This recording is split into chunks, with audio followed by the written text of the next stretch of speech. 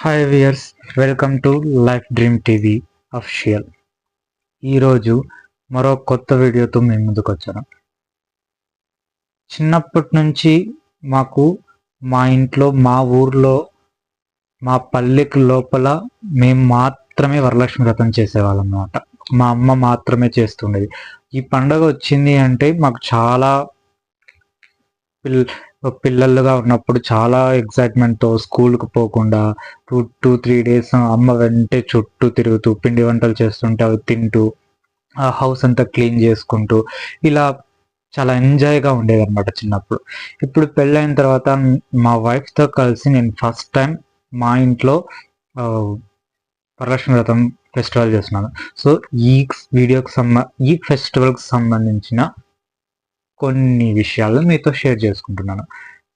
First, ఆవు పేడతో మంచిగా ఇంటి ముందర మొత్తం శుభ్రం చేసుకొని నీట్గా కల్లాపు చల్లుకొని ముగ్గు వేసుకుంటున్నారనమాట.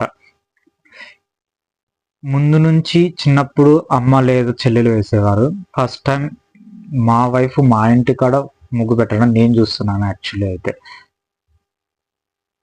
తర్వాత తను పరిశీలిస్తుంది అనమాట. పూజ గదులు ఎక్కడ పెడితే బాగుంటుంది, ఎక్కడ పెడితే సెట్ అవుతుంది, అమ్మవారిని ఎక్కడ పెడితే బాగుంటుంది అనేసి ఆమె చెక్ చేసుకుంటుంది. ఎక్కడ బెంచ్ వేద్దాం, ఎక్కడ టేబుల్ వేద్దాం అని చెప్పేసి చూసుకుంటుంది అనమాట. ఇది మా పూజ గది యాక్చువల్లీ. తర్వాత ఈ సంవత్సరం మేము ప్రతి సంవత్సరం కేవలం కలశం మాత్రమే పెట్టుకొని అమ్మ పూజిస్తూ ఉండేది. అంటే ఆ టెంకాయ ఉంటుంది కదా, ఆ టెంకాయకి మాత్రమే కలశం పెట్టుకొని దానికి పసుపు కుంకుమ పెట్టి సంథింగ్ వాటి ఆచారాలు ఉంటాయి కదా, ఆ పూజకు సంబంధించిన ఆచారాలని పాటిస్తూ కేవలం వాటికి మాత్రమే, ఆ కలశానికి మాత్రమే పూజ చేసేది అమ్మవారి లాగా కొలుచుకొని. కానీ ఈసారి ఫస్ట్ టైం మా వైఫ్ వచ్చిన తర్వాత ఆ పిల్ల అమ్మవారి విగ్రహ రూపంతో ఉన్న ముద్ర ఉంటుంది కదా, దాన్ని తీసుకొచ్చి ఫస్ట్ టైం మేము ఈ విధంగా ఫెస్టివల్ అనేది జరుపుతున్నాం అనమాట. ఇంతకుముందు ఎప్పుడు కానీ మేము జరపలేదు. మా నాన్న హెల్ప్ చేస్తున్నారు మా అమ్మకు. అది కలశం పెడుతున్నారు కదా, అమ్మవారిని నిలుపుకోవడానికి కలశం పెడతారు కదా. సో చుట్టూ తలంపాకులు పెట్టి మధ్యలో టెంకాయ పెడతారనమాట. ఆ టెంకాయ పెట్టి దానికి అమ్మవారు ముద్ర ఉంటుంది కదా, అమ్మవారు అచ్చు, అది దాన్ని స్టిచ్ చేసి థ్రెడ్తో టైట్గా స్టిచ్ చేస్తారనమాట.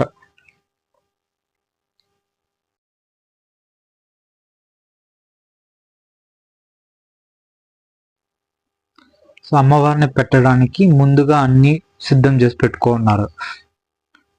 సో ఇప్పుడు కలశం మీద ఆ చెమ్ము అంటే ఉంటది కదా, రాగిది పిల్లలతో సంథింగ్ ఏదో, ఐ డోంట్ నో, దానికి పైన ఆకులు పెట్టి దాని మీద టెంకాయ పెట్టేసి అమ్మవారిని ముద్రని దానికి స్టిచ్ చేసి టైట్గా బయటకు పడిపోకుండా స్టిచ్ చేస్తున్నారు అనమాట. ఇది ఫస్ట్ టైం మేము చేస్తున్నాం యాక్చువల్లీ చెప్పాలంటే. నాకు తెలియదు, మొత్తం మా వైఫే హ్యాండిల్ చేస్తుంది సార్ ఫెస్టివల్ మొత్తం. మా నాన్న హెల్ప్ చేస్తున్నాడు, నేను జస్ట్ వీడియో తీస్తూ ఉన్నాను అంతే. నాకేం రావు ఇవంతా. ఫైనల్గా అమ్మవారిని అయితే సెట్ చేసేసారనమాట. ఈ విధంగా అవుట్లుక్ వచ్చింది ఫెస్టివల్ రోజు. ఈ విధంగా మంచిగా వచ్చింది అనమాట. తర్వాత పూలు అదే పనిగా బెంగళూరు నుంచి తెచ్చాము. వాటిని డెకరేటివ్గా ఆ పిల్లే థ్రెడ్తో టైట్ చేసి మా వైఫే మొత్తం డిజైన్ చేసింది అనమాట. యాక్చువల్గా అయితే మాకు ఇలాంటివి ఏవి రాదు. మేము జస్ట్ కేవలం అమ్మవారిని పెట్టామా, నా అమ్మవారి ముందర పండ్లు పూలు 4 రకాల పిండి వంటలు పెట్టాము, పూజ చేసాము అంతే. ఇవంతా ఇంత పెద్ద సామాగ్రిని ఇంత పెద్దగా మేము చేయడానికి అసలు మాది కాదు, అంతా మా వైఫ్ ప్లాన్ అనమాట.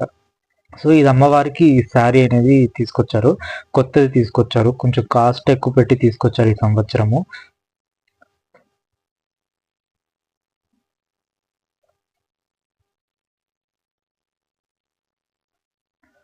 ఏ ఒక్క తాను కూడా కాంప్రమైజే కాదనమాట మా వైఫ్. ఎక్కడే కానీ తనకు చెప్పినట్టు, తనకు నచ్చినట్టు ఎక్కడ ఏది జరగాలి అది జరిగితేనే యాక్సెప్ట్ చేస్తుంది. లేకపోతే మళ్ళీ తీపిచ్చేసి మళ్ళీ కట్టి చాలా న్యూసెన్స్ చేసింది ఆ రోజు. ఏగాలి తప్పదు, ఏగక తప్పదు. ఇంకా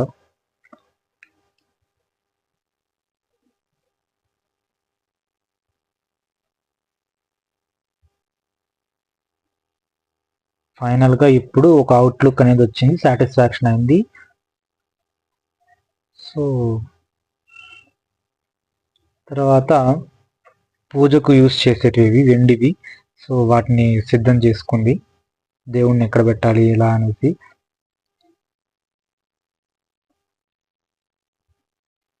ఇది మా ఇత్తల తట్టు అనమాట, అంటే పూర్వం మా తాతల నుంచి వస్తోంది, మా తాత ముత్తాతల నుంచి వస్తోందంట అది. అది మా నాన్నకు ఇచ్చారు. సో చాలా జాగ్రత్తగా దాన్ని మేము యూస్ చేస్తున్నాం అనమాట. ఇక అమ్మవారికి గోల్డ్ జ్యువెలరీని అలంకరిస్తున్నారు అనమాట. ఇంట్లో ఉండే జ్యువెలరీ మొత్తం తీసేసి అమ్మవారికి వేసేస్తున్నారు.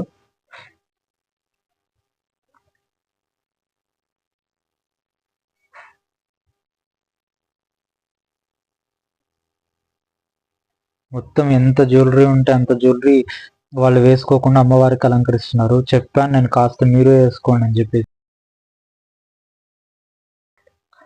ఫైనల్గా అమ్మవారికి అలంకరించడానికి ఫ్లవర్స్తో ఆ పిల్ల ఏదో డిజైన్ చేస్తోంది అనమాట. అమ్మవారికి మల్లెపూలు అంటే చాలా ఇష్టం కాబట్టి అలంకరించడానికి కూడా బాగుంటాయి కాబట్టి మా ఇంట్లో ఉండే చెట్లోనే ఉంటే వాటిని తీసుకొని చేస్తుంది. ఇప్పుడు కలశంని తీసుకొని వెళ్ళి కాసిని దాని మీద పెడుతున్నారు అనమాట. పెట్టే ముందు పసుపు నీళ్ళతో దాన్ని శుద్ధం చేసుకున్నారు. తర్వాత పసుపు కుంకుమతో పూజించి తర్వాత బియ్యం పోస్తున్నారు. బియ్యం పోసి ఆ బియ్యంని కొంచెం సమాంతరంగా అంటే ఈక్వల్గా బ్యాలెన్స్ అయ్యే విధంగా ఇటు సైడ్ పడిపోకుండా నిదానంగా అమ్మవారి మీదను ఆ కలశాన్ని కూర్చోబెట్టారు అనమాట. ఫైనల్గా ఒక రూపుకైతే తీసుకొని వచ్చింది. ఒక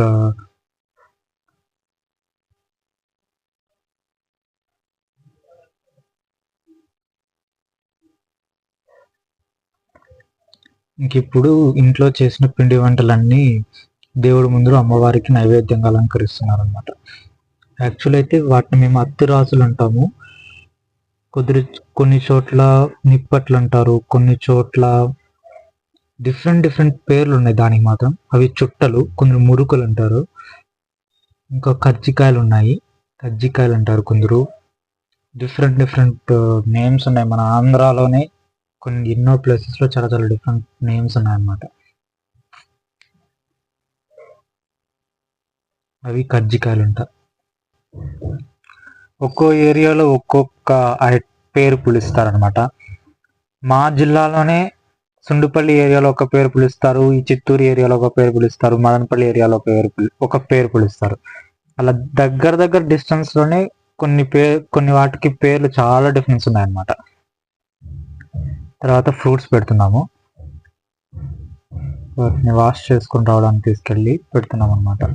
ఫ్రూట్స్ ఇప్పుడున్న చాలా తక్కువ. మేము చిన్నగా ఉన్నప్పుడు మా నాన్న హైదరాబాదు అదే బెంగళూరు సిటీలో జాబ్ చేస్తున్నప్పుడు అక్కడి నుంచి తీసుకొని వచ్చేవాడు అనమాట. హోల్సేల్ కానీ తీసుకొచ్చి వచ్చేసేవాడు అనమాట. ఎవ్రీ ఇయర్ చాలా గ్రాండ్గా చేసేవాడు అనమాట.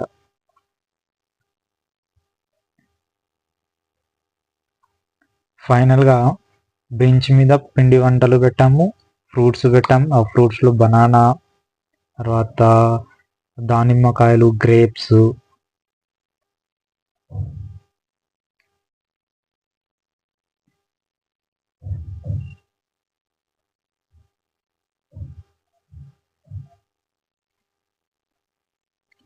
ఇక పిండి వంటలన్నీ అయిపోయిన తర్వాత అమ్మవారి కోసమే చేసిన ఫుడ్ ఐటమ్ అనమాట.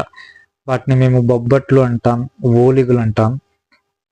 తర్వాత అమ్మవారికి వైట్ రైస్, పప్పు, తర్వాత గ్లాసుల్లో సంథింగ్ ఏదో ఉన్నాయి, కూర, పెరుగు, పప్పు అనుకుంటాను, కూర అన్నీ ఉన్నాయన్నమాట. వాటిని అన్నిటినీ పెట్టేసాం, నైవేద్యంగా పెట్టేసాం.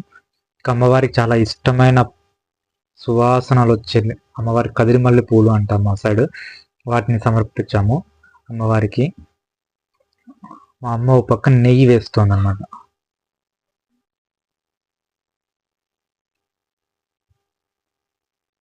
చూసారా ఎన్నిసార్లు తీసి వేసి కాంప్రమైజ్ కాదు. ఇక్కడ మీకు కనిపిస్తుంది కదా డబ్బు, అదంతా మేము సంవత్సరంలో ప్రతి శుక్రవారము అమ్మవారి కోసం కాస్త అమౌంట్ అనేది హుండీలో తీసి పెట్టేస్తాం. ఆ అమౌంట్ అంతా ఒక తను చేరిన తర్వాత దాన్ని తీసేసి అమ్మవారికి సమర్పిస్తాం. ఈ లక్ష్మీ కటాక్షం అన్నట్టుగా అమ్మవారికి సమర్పిస్తాం. సో ఆ డబ్బు మళ్ళీ ఏదన్నా బంగారు కొనడానికో లేదంటే వెండి కొనడానికో యూస్ చేస్తాం అనమాట. బేసిక్గా మాకు వచ్చే ఇన్కమ్ నుంచి మేము గోల్డ్ కొనడం కంటే ఈ విధంగా అమ్మవారి కోసం తీసి పెట్టేసిన డబ్బు నుంచి మేము ఎక్కువగా గోల్డ్ కొన్నాం. చిన్నప్పటి నుంచి కూడా మా అమ్మ అలానే చేసింది అనమాట చాలాసార్లు. ఇవి కొత్తగా వచ్చిన ఎవరో గిఫ్ట్ ఇచ్చారనమాట మాకి. ఆ గిఫ్ట్ ఇచ్చుంటే వాటిని ఈసారి పండగకి యూజ్ చేస్తోంది. ఇంకా అమ్మవారికి శారీనో ఏదో తెలియదు నాకు, అది పెట్టారు, మంచిగా ఉంది. ఇంకా వెండి దీపాలలో నెయ్యితోని మాత్రమే పెట్టి వేస్తున్నాను అనమాట. నెయ్యితోనే దీపాలు వెలిగిస్తోంది. ఇది ఫస్ట్ టైం మేము చేస్తున్నాం. ఆ గ్లాస్లో, ఆ కాఫీ కలర్ గ్లాస్లో అది అలంకరణ కోసం అట్లా చేస్తోంది. మేమైతే ఏవి చేసేది లేదు, మొత్తం మా వైఫ్ క్రెడిటే. బేసిక్గా అయితే వీళ్ళ ఫ్యామిలీ మొత్తం అలంకరణకి చాలా ప్రియారిటీ ఇస్తారనమాట. సో అక్కడి నుంచి వచ్చింది ఈ బ్లడ్. మనమంతా అలా కాదు, దేవుడు పెట్టామా, పూజ చేసామా, అమ్మవారికి నిష్టగా పూజ చేసామా అంతే. అలంకరణ ఇవంతా చూసేవాళ్ళం కాదనమాట.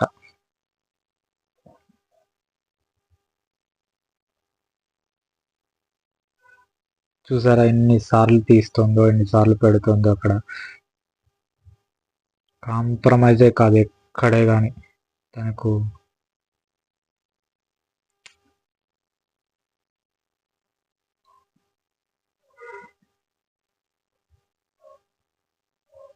పూలు మిగిలిపోయాయని చెప్పేసి మొత్తం బెంచ్ మొత్తం కవర్ చేసేస్తోంది.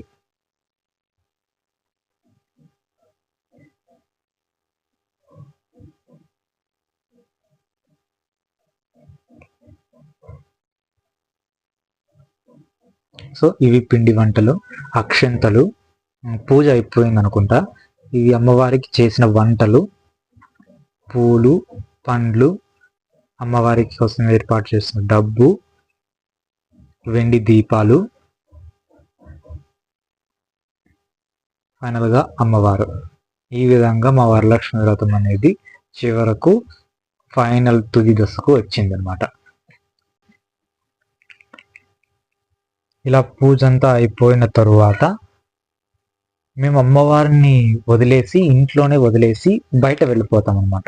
ఎందుకంటే అమ్మవారు వస్తారు, ఆ నైవేద్యాన్ని స్వీకరిస్తారు అని చెప్పేసి అమ్మ ఎప్పుడు చెప్తుండే. చిన్నప్పటి నుంచి అలానే చేసేవాళ్ళం. ఇప్పుడు కూడా 5-10 minutes మేము అవుట్ సైడ్ వెళ్ళిపోయాం అనమాట. తర్వాత ఇంట్లోకి వచ్చి ఆ తీర్థాన్ని మేము తీసుకొని పూజను ఫినిష్ చేసుకుంటాం అనమాట. అంటే ఇంకా పూజ వ్రతం అంతా అయిపోయింది అన్నట్టుగా మేము ఫినిష్ చేసుకుంటాం. యాక్చువల్గా బ్రాహ్మణ ఇళ్ళల్లో డిఫరెంట్గా చేస్తారు.